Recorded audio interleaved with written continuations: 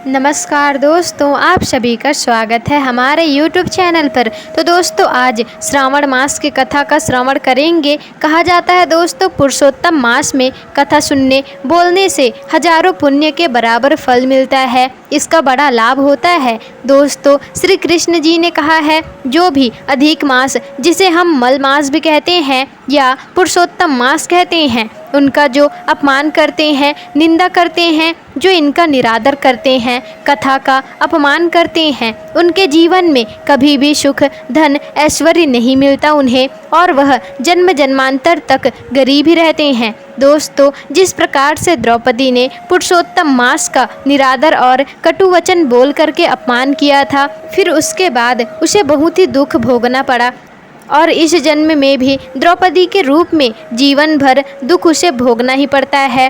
दोस्तों, 5 पतियों में बांटी गई, चीरहरण हुआ, हिंदू शासन द्वारा बालों से खींचा गया, घसीटा गया। हे प्रिय भक्तगणों, यह पुरुषोत्तम मास भी द्रौपदी के अगले जन्म का कथा श्रवण करेंगे। यह महीना बहुत ही पावन और पवित्र माना जाता है, क्योंकि स्वयं कृष्ण ने कहा था कि यह महीना हर महीने से ज़्यादा प्रिय है भगवान श्री कृष्ण के लिए। यह पुरुषोत्तम मास, जिसे अधिक मास या मल मास भी कहते हैं, यह अत्यंत ही प्रिय है। दोस्तों, भूलकर भी इस मास का अनादर ना करें।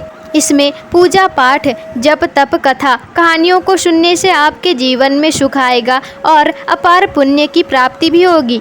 प्रिय भक्तजनों, कथा को पूरा सुने और पुण्य फलों की प्राप्ति करें। आधा अधूरा सुन करके पाप के भागीदार मत बनिएगा। तो चलिए कथा की शुरुआत करते हैं। तो दोस्तों, एक बार राजा युधिष्ठिर अपना सब कुछ, अपना साम्राज्य, महल, यहाँ तक कि पवित्र धर्मपत्नी द्रौपदी को जुए में दुर्योधन से हार गए। उस समय हिंदू शासन ने पूरी सभा के सामने द्रौपदी का सामना किया, लेकिन जब हिंदू शासन ने द्रौपदी को नग्न करने की कोशिश की, तो ऐसी विकट स्थिति में भगवान श्री कृष्ण ने बचाया था उन्हें। इस घटना के बाद महाराज युधिष्ठिर अपने भाइयों और पत्नी के साथ अपना राज्य छोड़कर वृंदावन के काम्य वन में रहने लगे। और एक बार देवकी नंदन के पुत्र श्री कृष्ण जी उस वन में पांडवों से मिलने गए। द्रौपदी सहित सभी पांडव अपने भगवान को देखकर बहुत खुश हुए। वे अपने सभी दुख दर्द भूल गए। श्री कृष्ण के दर्शन मात्र से ही जीवन में मानो नया संचार आ गया हो। उन्होंने भगवान श्री कृष्ण के चरणों में कमल अर्पित किए और अपनी श्रद्धा अर्पित की। दोस्तों, और बड़े ही आदर भाव से प्रणाम भी किया उन्हें। और द्रौपदी भी धीरे धीरे श्री कृष्ण के पास आई, श्री कृष्ण के पैरों में पड़ गई। जब श्री कृष्ण ने देखा कि उनके प्यारे पांडव बहुत ही दुखी हैं, बाल बिखरे हुए हैं और चमड़े के वस्त्र पहने हुए हैं, तो उन्हें अत्यंत दुख हुआ। उन्होंने जब द्रौपदी को देखा, उन्होंने अपनी सखा को ऐसे देखा, तो उन्हें और भी दुख हुआ। उन्होंने देखा द्रौपदी अत्यंत ही दुर्बल और कमज़ोर हो गई है, उससे तो चला भी नहीं जा रहा था। यह देख करके वे कहते हैं, फिर भगवान श्री कृष्ण को दुर्योधन पर अत्यंत ही क्रोध आया। मानो ऐसा लग रहा था जैसे कि अभी अभी वे दुर्योधन को भस्म कर देंगे। भगवान श्री कृष्ण के क्रोध को देखकर अर्जुन ने उन्हें शांत होने के लिए कहा, और अर्जुन के आग्रह करने पर श्री कृष्ण शांत हो गए और उन्होंने कहा, हे अर्जुन, तुम मेरे अति प्रिय हो। हे पार्थ, मैं तुम्हें इस प्रकार दुखी देखकर अत्यंत ही मुझे दुख हो रहा है। इस प्रकार से भगवान श्री कृष्ण पांडव और दुर्योधन द्रौपदी से वार्तालाप करने लगते हैं। फिर द्रौपदी ने अपने सखा भगवान श्री कृष्ण से कहा, हे वासुदेव, कृपा कर हमें बताइए, मैंने ऐसा कौन सा पाप कर्म किया था जो मेरे 5 पति होते हुए भी मेरी रक्षा किसी ने भी नहीं की। कोई भी मेरी रक्षा नहीं कर सका, मुझे जुए में हार गए। हे प्रभु, हम इतने दुखी क्यों हैं? द्रौपदी और पांडवों की बात सुन करके भगवान श्री कृष्ण ने कहा, हे पांडव, हे द्रौपदी, ये सब तो पूर्व जन्म के फल हैं। इसी प्रकार से यह सब जो भी हो रहा है द्रौपदी के पूर्व जन्मों का फल है। द्रौपदी ने पूर्व जन्म में पुरुषोत्तम मास का अपमान किया था, इसी कारण से उसे इस जन्म में दुख भोगना पड़ रहा है। भगवान श्री कृष्ण के बातों को सुनकर पांडवों ने कहा, हे नारायण, हे कान्हा, हे मुरारी, कृपया कर आप बताइए द्रौपदी ने पुरुषोत्तम मास का किस प्रकार से अपमान किया था और पुरुषोत्तम माह का महत्व क्या है। फिर भगवान श्री कृष्ण ने आगे कहा, मैं द्रौपदी के पूर्व जन्म के संबंधित एक प्रसिद्ध ऐतिहासिक कथा का वर्णन करने जा रहा हूँ। अगले जन्म में द्रौपदी मेधावी नामक एक महान ब्राह्मण ऋषि की पुत्री थी और एक ही छोटी बच्ची थी और तभी उसकी माँ की मृत्यु हो गई थी। इसलिए वह अपने पिता की देखरेख किया करती थी और दिन ब दिन खिलखिलाती रहती थी। यौवन में बढ़ गई, बहुत ही सुंदर हो गई थी, लेकिन उसके पिता को उसके विवाह की कोई भी चिंता नहीं थी। अपने अन्य सहेलियों को अपने पति और छोटे बच्चों के साथ वह खेलता देखती तो उसके मन में भी विवाह करने का स्वप्न जागृत होने लगता। वह समय गुजरने के साथ साथ यह सोचकर दुखी होती कि मेरे पिता को मेरे विवाह में कोई रुचि क्यों नहीं है। आगे श्री कृष्ण ने कहा, हे पार्थ, द्रौपदी ने भी उससे ज़्यादा पूर्व जन्म में एक पाप किया था जिसके कारण उसका विवाह नहीं हो रहा था। इसी बीच श्री हरि का उच्चारण हो रहा था, वही उसके पिता का निधन भी हो गया था। इससे उसकी बेटी और भी दुखी हो गई। सौभाग्य से महान ऋषि दुर्वासा मुनि उसके पिता के मृत्यु के तुरंत बाद उसके आश्रम में प्रकट हुए। महान ऋषि को देखकर लड़की ने उन्हें प्रणाम किया और सम्मान पूर्वक उनकी पूजा की। उसने महान ऋषि को फल फूल चढ़ाए और जब उन्होंने उसके स्वागत में प्रसन्नता व्यक्त की तो वह कन्या दुर्वासा ऋषि के सामने विलाप करने लगी। उसने कहा कि हे मुनिवर, क्या आपको मेरे पिताजी ने भेजा है? इस घनघोर वन में, इस कुटिया में मैं अकेले जीवन व्यतीत कर रही हूँ। अब मेरे सर से पिता का साया भी उठ चुका है। हे महान संत दुर्वासा, आप सब कुछ जानते ही हैं। भूत वर्तमान और भविष्य, इस संसार में कोई आसरा नहीं है। मैंने अपने सभी रिश्तेदारों को खो दिया। मेरे माता पिता का भी निधन हो गया है और अब मेरा कोई बड़ा भाई भी नहीं है। मैं और अविवाहित भी हूँ और इसके लिए मेरी रक्षा करने वाला कोई मेरा पति भी नहीं है। हे महान ऋषि, कृपा कर आप मेरी मदद करें। उसकी प्रार्थना सुनने के बाद दुर्वासा ऋषि ने लड़की के दुर्भाग्य की स्थिति पर विचार किया और उन्होंने उस पर दया किया। दुर्वासा ऋषि ने बोलना शुरू किया, हे कन्या, आज से 3 महीने बाद पुरुषोत्तम मास शुरू होगा।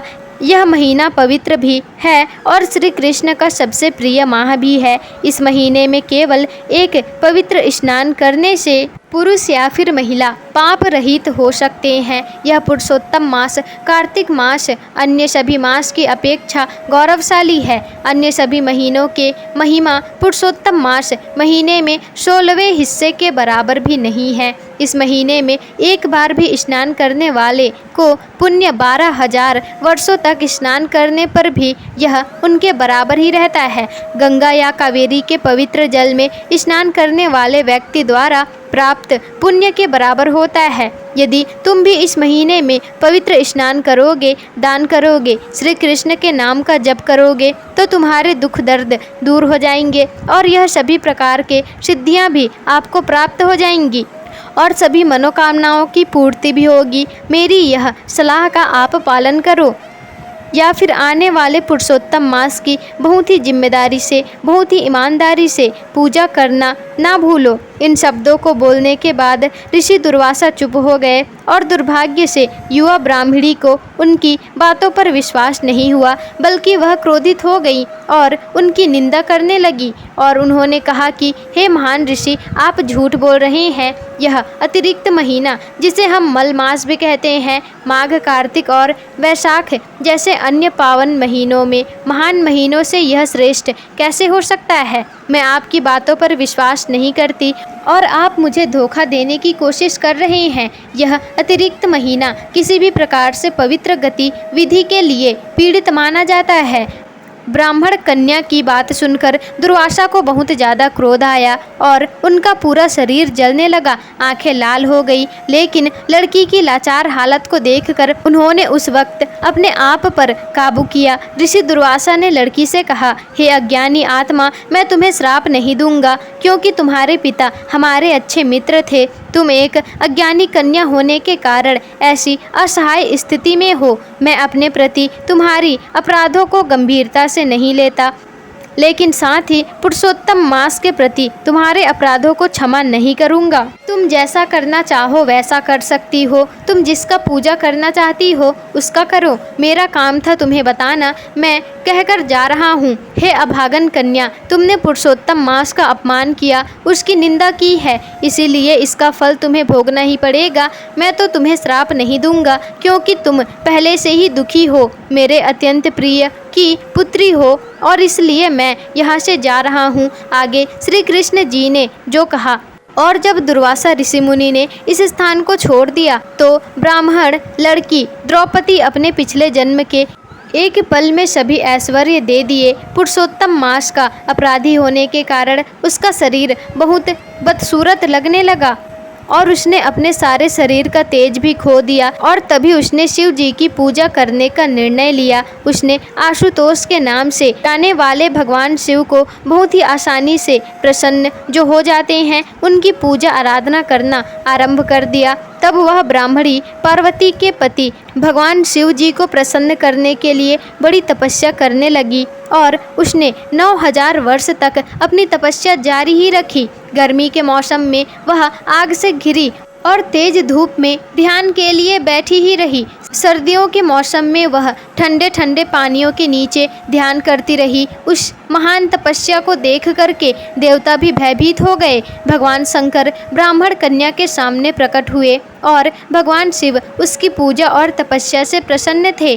तब भगवान शिव ने अपने आध्यात्मिक रूप में लड़की के सामने प्रकट हुए तो लड़की तुरंत ही तरोताजा हो करके खड़ी हो गई। भगवान शिव की उपस्थिति में उसके सभी शारीरिक कमजोरी दूर हो गए और वह फिर से सुंदर दिखने लगी। अपने सामने भगवान शिव को देखकर वह मन में उनकी पूजा करने लगी और फिर उन्हें प्रसन्न करने लगी, अच्छी प्रार्थना करने लगी। भगवान शिव जी लड़की से बहुत प्रसन्न हुए। हे तपस्या करने वाले, तुम सभी के सौभाग्य, अब तुम मुझसे कुछ वरदान मांगो। मैं तुम्हारी तपस्या से अत्यंत ही खुश हूँ। जो कुछ भी मांगना चाहो मैं तुम्हें वह अवश्य ही प्रदान करूँगा। भगवान शिव के मुख से यह शब्द सुनकर के वह लड़की ने कहा, गरीबों के मित्र, यदि आप प्रसन्न हैं तो मुझे एक पति दे दो। बार बार एक ही शब्द उस कन्या ने 5 बार पति शब्द कहा और उसके बाद वह चुप हो गई। तब भगवान शिव ने उत्तर दिया, रहने दो,